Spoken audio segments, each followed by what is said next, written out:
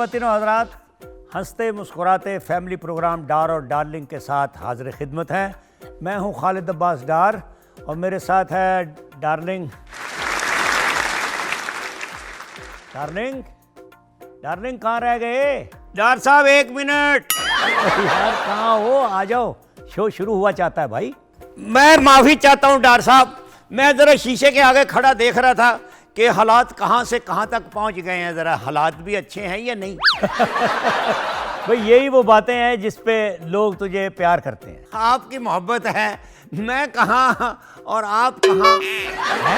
ये क्या कह रहे हो भाई? मेरा मतलब है मैं कहाँ और मैं कहाँ। देखो तुम्हारी इन्हीं हरकतों पे ना मुझे तुम्हारी वो परफॉर्मेंस आज याद आ रही है। वो जो तुमने एक गाना गाया था ना, जिसमें कोई लफ्ज़ नहीं होता, कोई मतलब नहीं होता उसका। तौबा या अल्लाह तौबा बाबियो, क्या वो गाना था। एक तो उसके मतलब की समझ नहीं आती थी किसी को, ना उसमें कोई लफ्ज़ था और ना कोई ऐसी तर्ज थी कि जो मेरा मतलब याद की जा सकती हो। ओहो हो, आपके पास कोई टुकड़ा है तो ज़रा सुनवा दें।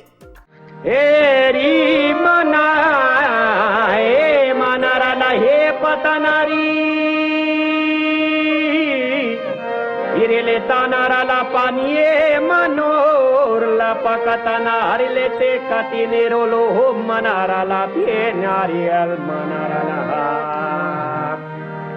तार बार बल्ले नारा हेरे पलार नार तार बार बल्ले नारा हेरे पलार ना हिर बल्ले नार पलैया काका बोले गिड बगडिल्ला रे लेती पनारला तार बार बल्ले नारा हेरे पलार ना तार बार बल्ले नारा हेरे पलार हेरी मना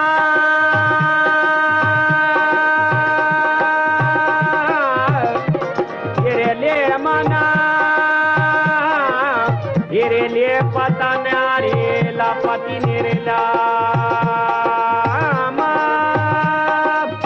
मलक लकल कल की करल मलकाली की करा मलकारी कलामा काली रीला कचाला भली काटा नकारा पलाला कजनी कटपकला इचकल मलकल किचकल कर गल मकल कटिल किर कच बलका इजल मकल कार पलैया का कर के गल माल मले कटकाल कलेचा चमनी का टोर बलैया इकतारी जाम मले कटका चकला मलकाल मला गल गिल गच बकटच इक चपकल कड़ किचक मकला इक रोलो बली कच्चा गले किता कामला का किची चा पलकती चा नारे पाली ना हेरी ली पानकता चा हेरी मना हेरेला कचिला भली का कटिका चकिला मले कटा का सकीली का बका नकाटा कटोरे कमाली का जका का हरीली जामना तार बार बल्ले नारा ओरे मालार नारा तार बार बल्ले नारा हे नारे ताले बाल कलैया चाकर बाले बल कल कीटा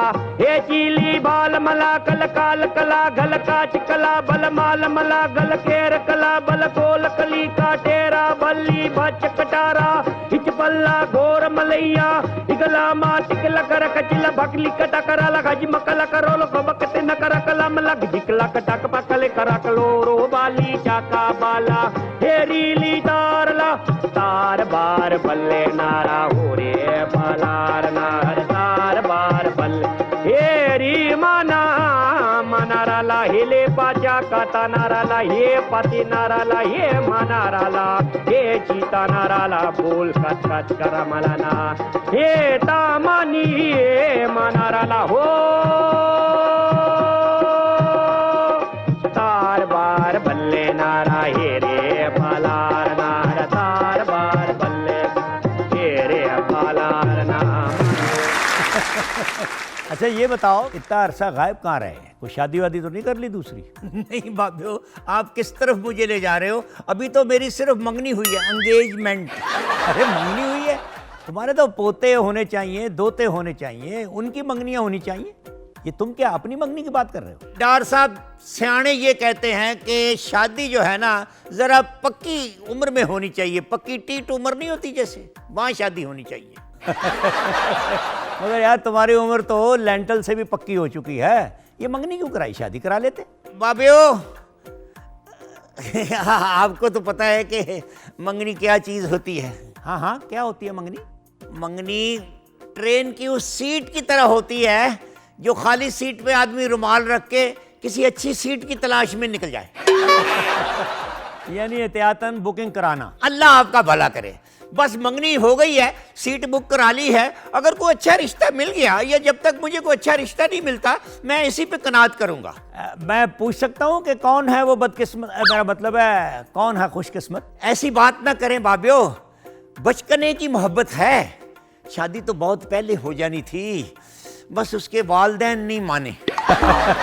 क्या उम्र है तुम्हारी मंगेतर की? माशाल्लाह दोशीजा पिछले महीने 70 बरस की हो गई। अगर वो खुद 70 साल की हैं तो क्या वालिदैन जिंदा है अभी? जिंदा तो नहीं है, मगर आते जाते रहते हैं मरने के बावजूद भी। उसको जिंदगी के बारे में बताते रहते हैं। बता रही थी कि अम्मा आई थी ख्वाब में, कहने लगी कि बेटा अभी कौन सी ऐसी जल्दी है। यार मुझे समझ नहीं आ रही कि इतनी उम्र तुमने कुंवारा रह के गुजार दी, इसमें क्या फायदा हुआ? ओ बाबियों, कुंवारे बंदे को बड़े फायदे होते हैं।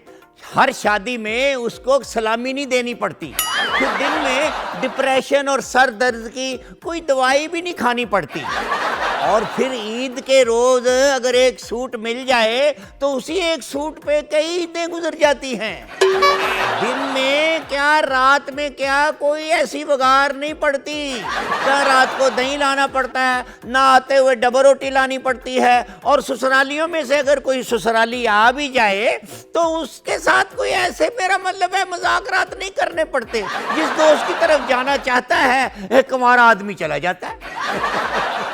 वाह भाई, कुंवारों के सारे फायदे गिनवा दिए तूने। और इसीलिए तो बाबियों मैं दुआ करता हूँ, अल्लाह मेरे अल्लाह अल्लाह मेरे ऐ अल्लाह कुंवारे आदमी को सेहतमंद रखना, मेरे अल्लाह जो शादियां करके माँ बाप को छोड़ जाते हैं, ऐसी शादियों से हर शादी करने वाले को महफूज फरमा। अल्लाह मेरे हर कुंवारे को मेरे जैसी शादी करने की एक हूर अता फरमा। मेरे मालिक लव मैरिज करने वालों को सारी जिंदगी शादी निभाने की तौफीक अता फरमा। मेरे अल्लाह हर कुंवारे को तौफीक अता फरमा कि शादी के बारे में वालिदैन से हर मशवरा करके शादी करे। आमीन आमीन। आप भी बाबियों कहो आमीन आमीन। लो भाई, इस मौके पर वही आइटम होना चाहिए जो तुम्हारी पहचान है। जुगनी लो बाबियों, पेशे खिदमत है।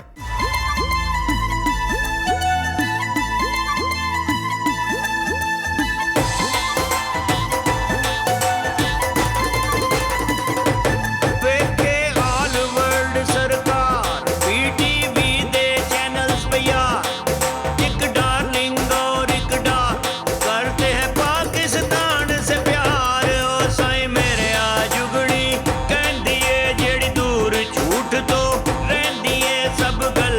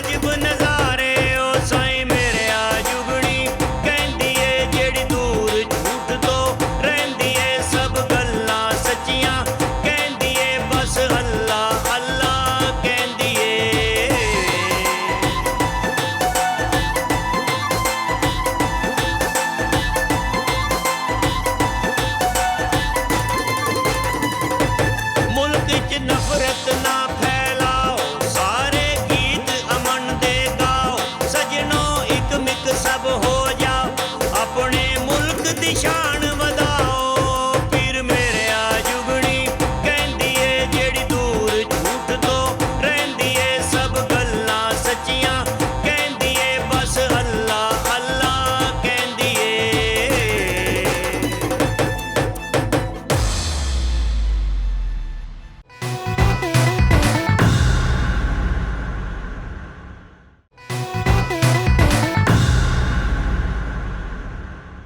वेलकम बैक नाजरीन।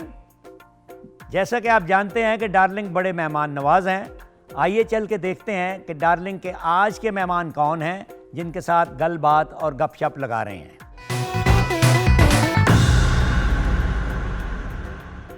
नाजरीन, मेरे आज के मेहमान इस मुल्क के एक नामवर आर्टिस्ट हैं।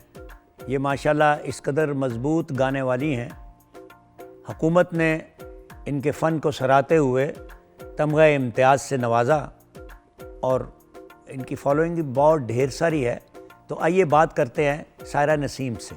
सायरा जी, बहुत आपका शुक्रिया, आपकी बड़ी मोहब्बत कि मेरे इस शो में आप तशरीफ़ लाई। अस्सलाम वालेकुम सबसे पहले आपको, और आपका बहुत शुक्रिया कि आपने मुझे याद किया।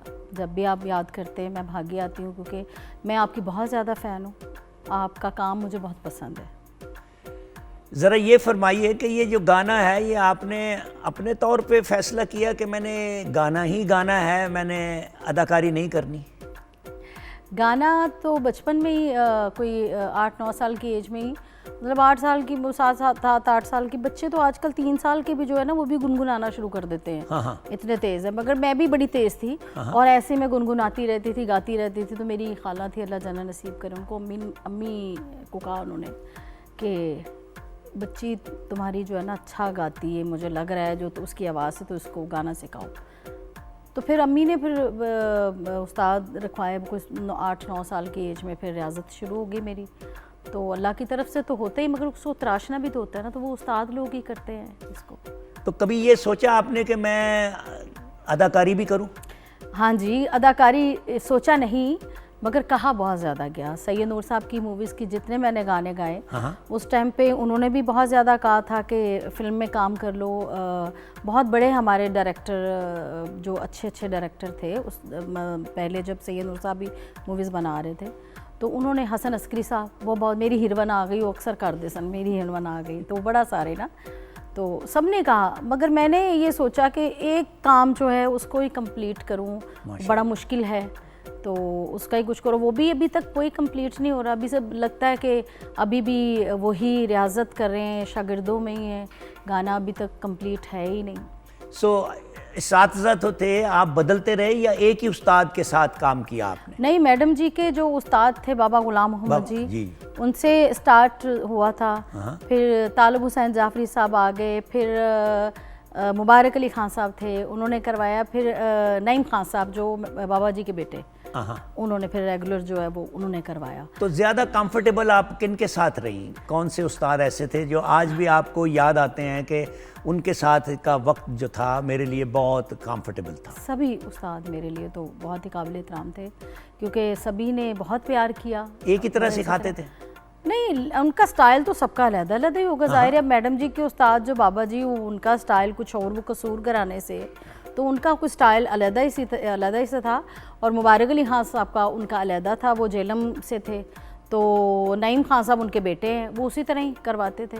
तो कुछ ना कुछ इन लोगों से सीखने को ही मिला है मुझे, क्योंकि जितने घराने इस वक्त हैं गाने वालों में के, वो उनके तो अपने अपने घराने का एक स्टाइल है ना जी। जाहिर है वो तो अपने घरों से, उनके तो सारे नाना दादा सभी जो बड़े उनके सभी गाते हैं, तो वो तो अपने बच्चों को खुद ही सिखा देते हैं।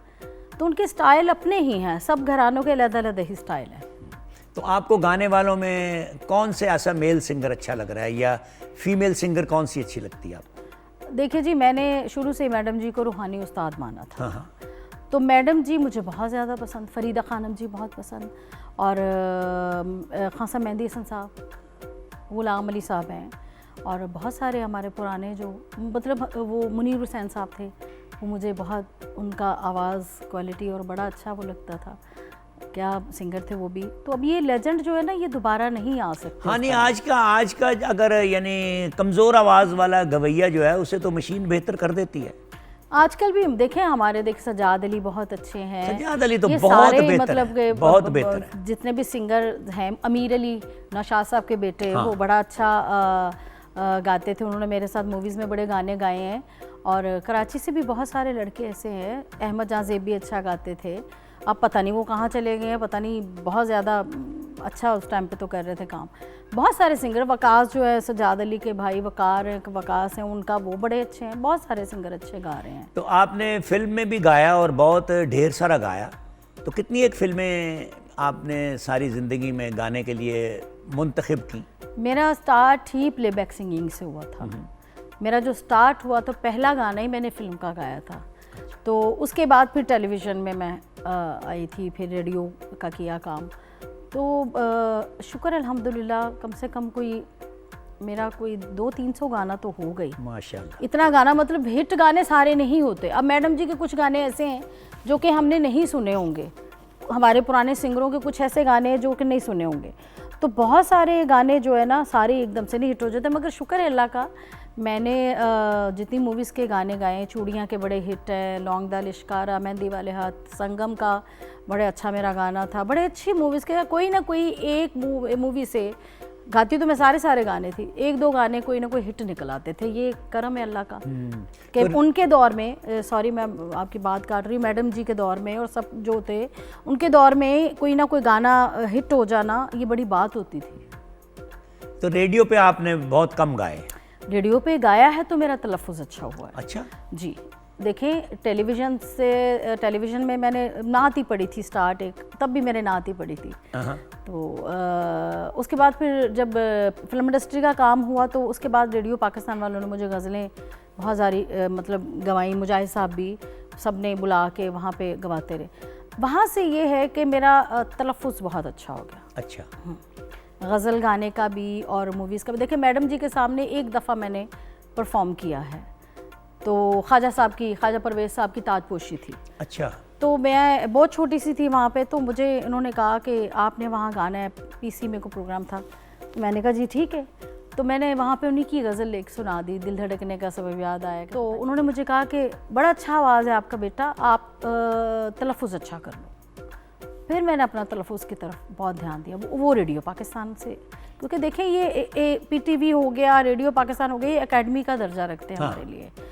ये भी एक हिसाब से हमारे उस्ताद ही हैं, कुछ ना कुछ सीखने को यहाँ से भी मिलता है। ये तो मेरा मतलब बड़े उस्ताद हैं, बड़े उस्ताद हैं, दोनों ही बड़े उस्ताद हैं। बड़े सारे इन्होंने निकाले हैं लोग। हाँ। तो यहाँ से भी कुछ ना कुछ सीखने को मिलता है। तो आप आजकल कितना रियाज करते हो? रियाज तो इतना नहीं करते, क्योंकि आजकल देखें हर बंदे को यही भागम भागा, सब घर चला रहे हैं, अपने घर गृहस्थी सारे कर रहे हैं, काम की तरफ बस गए, प्रोग्राम करके आ गए हैं, तो बस अपने सोचना है जी कल क्या करना है, परसों क्या करना है, यही हो रहा है।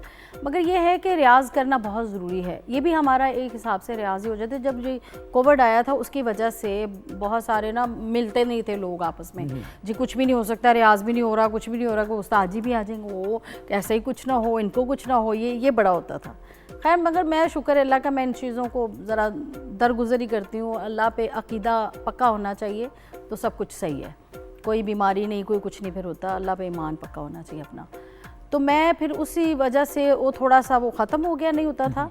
मगर ये है कि जब शोज़ वगैरह पे जाते हैं मैं लाइव गाती हूँ। अच्छा। हाँ जी, शुक्र अल्हम्दुलिल्लाह। अगर 2 घंटे 3 घंटे 4 घंटे को शो है हमारा तो लाइव गाने का पड़ता है, उसमें मुख्तलिफ गाने पड़ते हैं गाने। तो कुछ गज़लें भी, कुछ फरमाइशें कर देते लोग, पुराने सॉन्ग, तो वो भी बड़े मुश्किल तरीन होते हैं, वो भी उसमें से भी कुछ ना कुछ सीखने को मिलता है। मगर रियाज़ करना बहुत ज़रूरी है। तो ये म्यूजिशियंस जो होते हैं आपके अपने होते हैं हर दफ़ा? बैंड, हाँ जी, मेरा बैंड जाता है। अच्छा, बैंड जो है, हाँ पूरा। अच्छा। मतलब जितना भी होता है वो लाइव करना होता है, तो इस वजह से। तो इसका मतलब है कि फंक्शन हो तो आप गाते हो, वैसे घर में इतना नहीं गाते? नहीं, घर में भी दिल करे तो मैं गाती रहती हूँ ऐसे ही। अच्छा। हाँ जी, गुनगुनाती रहती हूँ। खाना पका भी लेती हैं आप? खाना जाहिर बात है, औरत को खाना ना पकाना होता तो औरत कंप्लीट कैसे होती है, घर गृहस्थी नहीं, वो तो सही, नहीं औरतें तो सब पकाती हैं। नहीं, हर कोई नहीं पका लेती।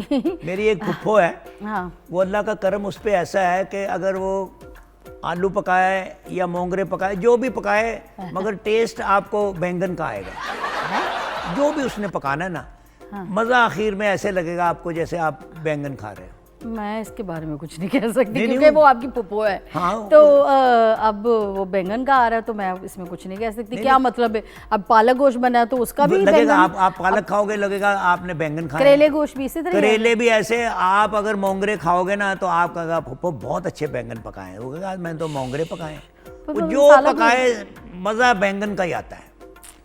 आपको तो नहीं शौक बैंगन का? नहीं, मुझे तो, मैं तो अल्लाह के बैंगन का तो भरता अच्छा लगता है। बहुत अच्छे। हाँ, वो अच्छा लगता है। आप कैसा खाना पकाते हो घर में? मतलब खाना, अब देखें यहाँ पे तो मैं खाना शाना, अब क्या मेरी भाभी है माशाल्लाह इतनी है, माशाल्लाह। तो वो सारे खाना बनाती हैं। अच्छा। मगर जब बाहर जाती हूँ तो मेरा भाई एक अमेरिका में है, अब तो उसकी अब गई है फैमिली।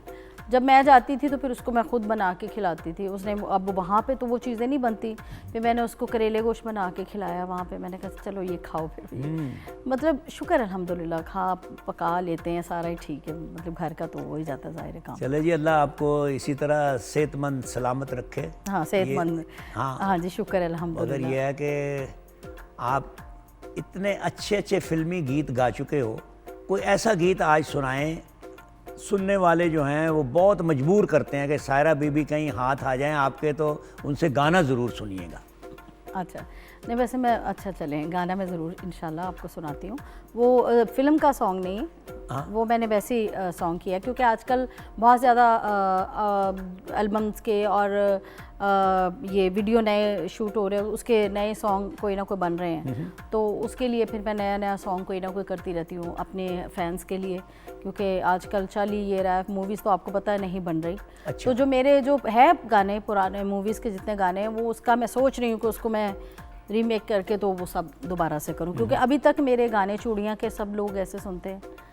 तो चूड़िया का तो बड़े अच्छे अच्छे गाने थे आपने। चूड़ियाँ का मेरा उड कोठे तो कामा भी था, और नेड़िया जालमा भी, तो वो अच्छा, एक ये जो आपका गाना एक बहुत मशहूर आप बता रही हैं, उड कोठे उतो कावां वे, जरा उसके बोल तो दो सुनवाएं। उड कोठे उतो कामा वे, उड कोठे उतो कामा वे, साडे दिल दा परोना कोई ना, तैनू चूरियां क्यों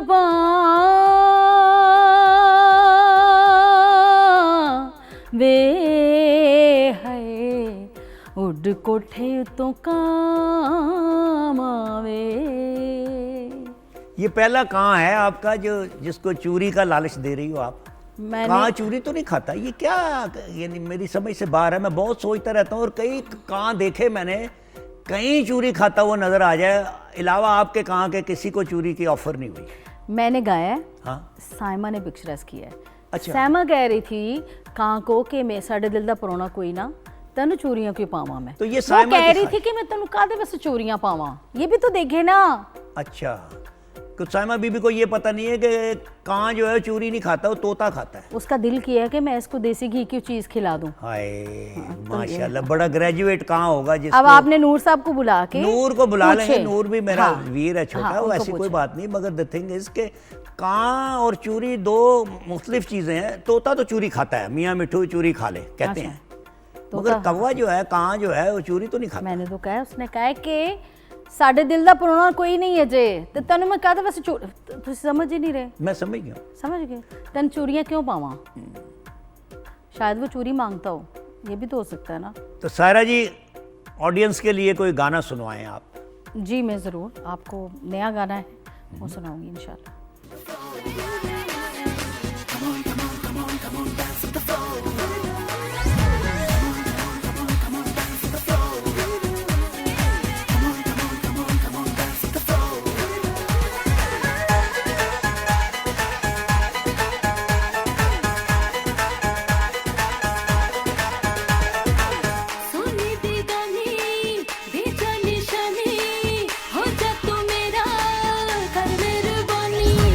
सोने दे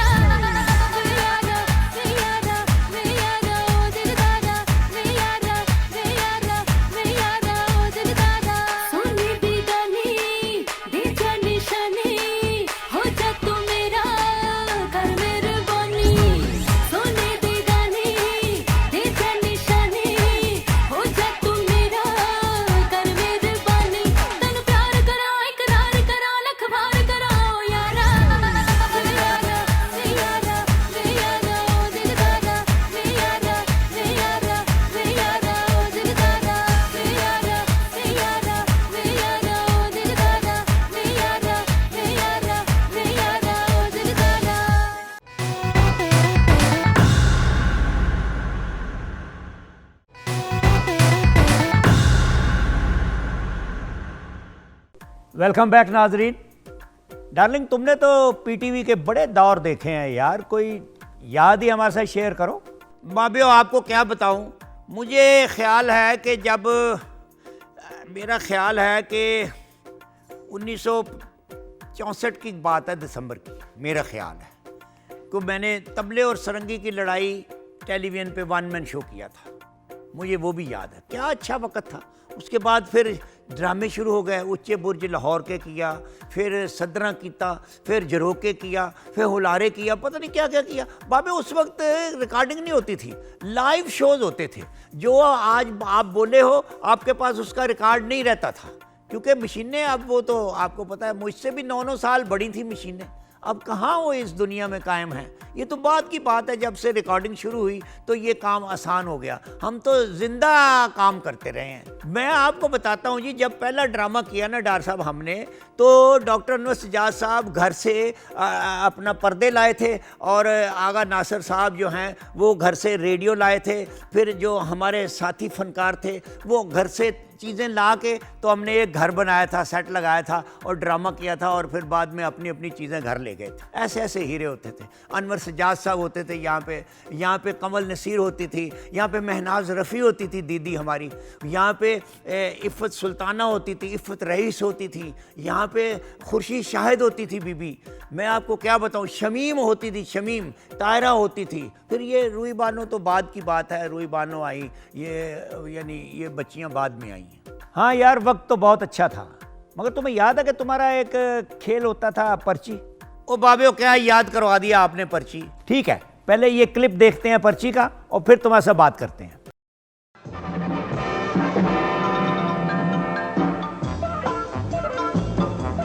बड़ी ताकत है आपकी पर्ची में। फिक्र ना करो बरखुरदार, मैं बड़ा जोरदार रुका लिख के दूंगा। पिया जी इधर पर्ची, इधर टेलीफोन, ऊपर से हम कोई 2 नंबर काम तो करते नहीं पिया जी। अपना अल्लाह का फजल है, कोई नक्स ही नहीं है काम में। फिर इलेक्शन में हमने आपको पर्ची दी हुई है पिया जी। जी नो जी है ना जी पिया जी। मेहरबानी जनाब।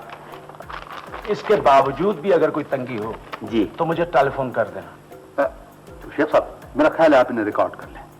1 2 1 2 3 4।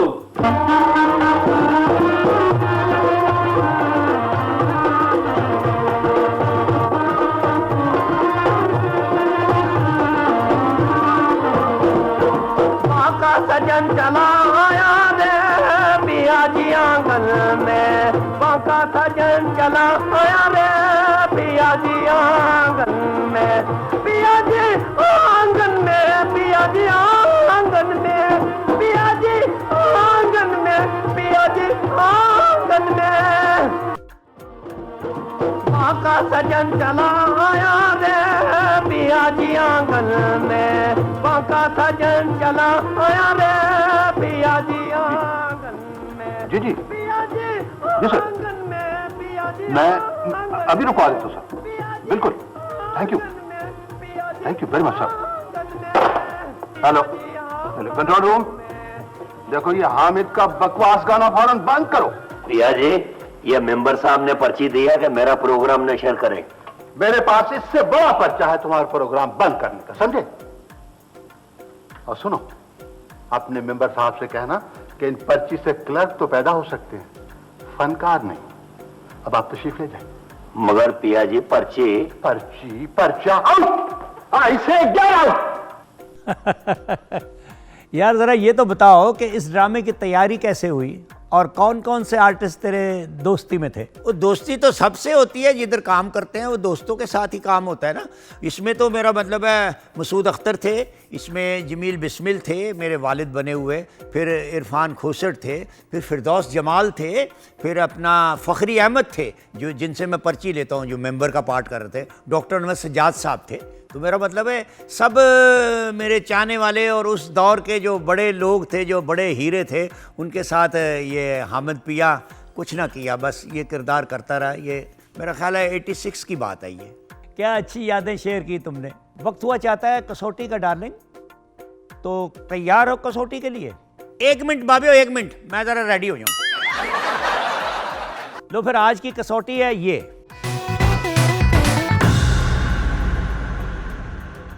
आप ज़रा ये बताएं, कोई शख्सियत है? बिल्कुल, शख्सियत है, बहुत बड़ी, मशहूर भी है?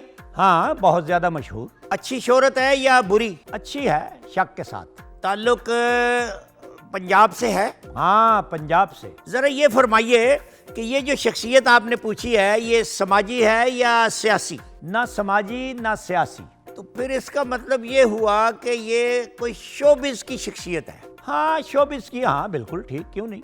डॉक्टर साहब, रीमा। ये तो पूछो बेवकूफ़ के वो मर्द है या औरत। चलो सॉरी, ये अब बता दें कि मर्द है या औरत? मर्द है। यानी शोबिज़ की शख्सियत, अच्छा खासा सेहतमंद मर्द, डांस कर लेता है, डांसता है? हाँ थोड़ा बहुत। थोड़ा डांस करने वाला हीरो तो कोई शोबिज़ का को फजूल सा ही लगता है ये। हाँ, मेरा भी यही ख्याल है। लो बाबियो, मुझे ये बताएं ज़रा, और सहूलत ज़रा मैं चाहता हूँ कि ये टेलीविज़न का फनकार है या फिल्म का? हाँ असल पहचान तो इसकी टीवी है, वैसे रेडियो और थिएटर में बहुत काम किया। टीवी, स्टेज और रेडियो, कौन हो सकता है? अच्छा एक इशारा और देता हूँ, तुम्हारा हम उम्र है। मेरा हम उम्र? ये कभी तो नहीं? नहीं, वो तो खैर फिल्मों में बहुत काम किया, थिएटर तो कम किया। भाई ज़ेन पे जोर दो, बड़ा आसान नाम है। अच्छा ज़रा ये बताएं, ज़रा और सहूलत मैं चाहता हूँ कि जिसका आपने पूछा है ये शख्सियत जो है ये फाइटर है? नहीं फाइटर नहीं है, बिल्कुल नहीं। फाइटर भी नहीं है तो रोमांटिक है? रोमांटिक? ऐसी भी कोई बात नहीं। यानी बाबियो जो आप बता रहे हो कि ना वो विलन है ना रोमांटिक है, और ये किस फजूल आदमी का पूछ लिया आपने। हाँ मुझे भी ऐसा ही लगता है। अच्छा आजकल किसी टेलीविज़न के प्रोग्राम में काम कर रहा है? हाँ आजकल भी कर रहा है, बड़ा मारूफ शो कर रहा है। टीवी पे काम भी कर रहा है और हम उम्र भी है और आजकल भी। आपने नुमान इजाज का तो नहीं पूछा? यार ये बताओ कि नुमान तुम्हारा हम उम्र है? नहीं छोटा है मुझसे, मगर ठीक है, हो सकता है। डार्लिंग एक सवाल की गुंजाइश है, ये ज़रा ध्यान से अब बात करना। Okay, it's all right. जिसका आप पूछ रहे हैं वो गुलकारी कर लेता है? हाँ गुलकारी कर लेता है, अच्छी आवाज़ है उसकी। बूझ लिया मैंने जनाब। अदाकार नदीम का पूछा आपने। यार नदीम क्या तुम्हारा हम उम्र है? क्यों आप ये तो निजायज कर रहे हैं। नदीम तो मेरी उम्र के हैं और वो गुलकारी भी करते हैं। भाई नदीम का हवाला फिल्म से है। मैंने जिस आर्टिस्ट का पूछा है उनकी शोहरत की वजह रेडियो, थिएटर और टीवी है। ठीक है चलो, हार गया। बताएं कौन है? बोंगे तुम खुद हो डार्लिंग। मैं? तो लीजिए ख़वातीनो हज़रात, वक्फा किए देते हैं, मिलते हैं इस वक्फे के बाद।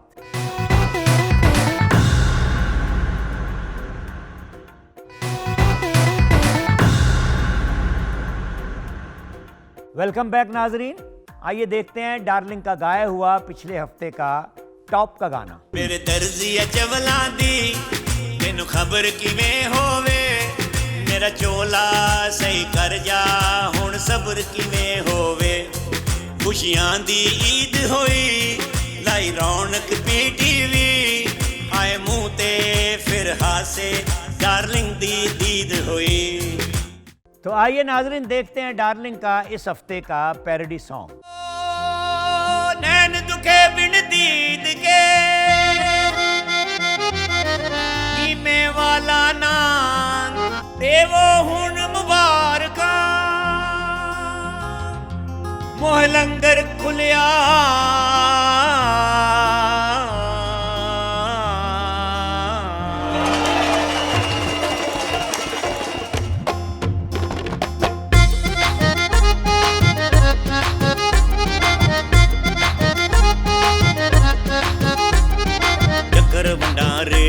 मोहे शादियां वाला सीजन आयो, शक्कर भंडारे मोहे शादियां वाला सीजन आयो।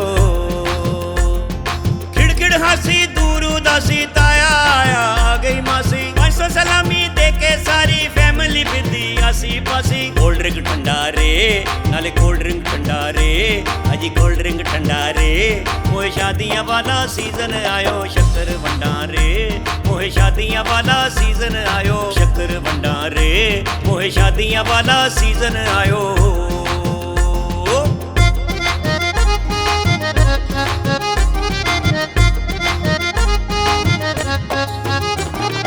हुलहुलारे बेड़े तारे गाया कीते बर्तन सारे, पाया ज्यादा खादा थोड़ा अगले पिछले बदले उतारे। हुलहुलारे बेड़े तारे गाया कीते बर्तन सारे, पाया ज्यादा खादा थोड़ा अगले पिछले बदले उतारे। कुल्फा खादा रे फिर कुल्फा खादा रे, कई बारी खादा रे। मोहे शादियां वाला सीजन आयो, शक्कर भंडारे मोहे शादियां वाला सीजन आयो। शक्कर भंडारे मोहे शादियां वाला सीजन आयो।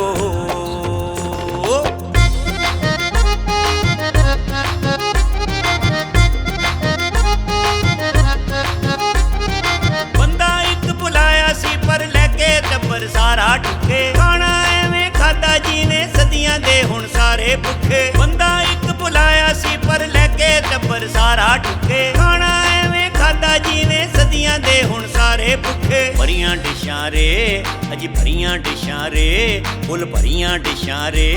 मोए शादियां वाला सीजन आयो, शक्कर भंडारे उत्ते कीड़ियां छड्डा रे, ककी कीड़ियां छड्डा रे। मोए शादियां वाला सीजन आयो।